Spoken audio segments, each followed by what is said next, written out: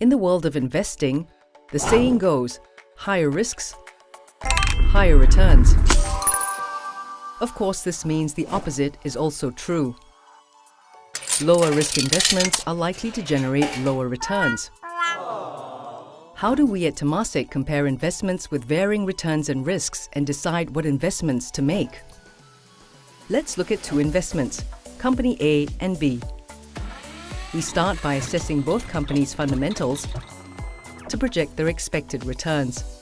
Here, an investment in Company A could potentially yield a 10% return, while Company B may deliver 18%. At face value, an investment in Company B looks better because of its higher expected return. But that's not all. We have to consider risks too.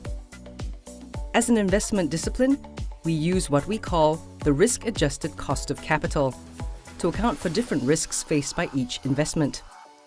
This considers systematic risks such as those relating to country, sector, and company, and enables us to make like-for-like comparisons between Company A and B. What if the risk-adjusted cost of capital for Company A is 7%, and that for Company B is 16%? This means the potential return for Company A is 3% higher than its risk-adjusted cost of capital, and only 2% for Company B. This gap is called the spread, and our goal is to maximize the spread. Now that we've taken risk into account, Company A is the more attractive investment compared to Company B. This means that when we deploy our capital, we prioritize investing in Company A before Company B. In a low-return environment, more investments are returning below their risk-adjusted costs of capital. However, this doesn't stop us from looking at investment opportunities.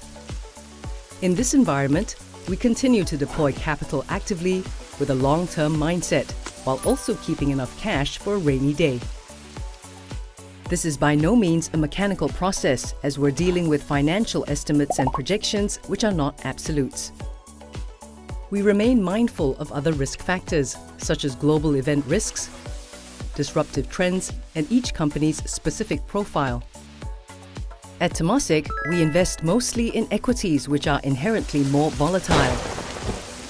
The risk-adjusted cost of capital is one important yardstick to remind us of the underlying risks we take in our investments and helps us balance risks and returns more prudently. This discipline enables us to better deliver sustainable value for our portfolio for generations to come.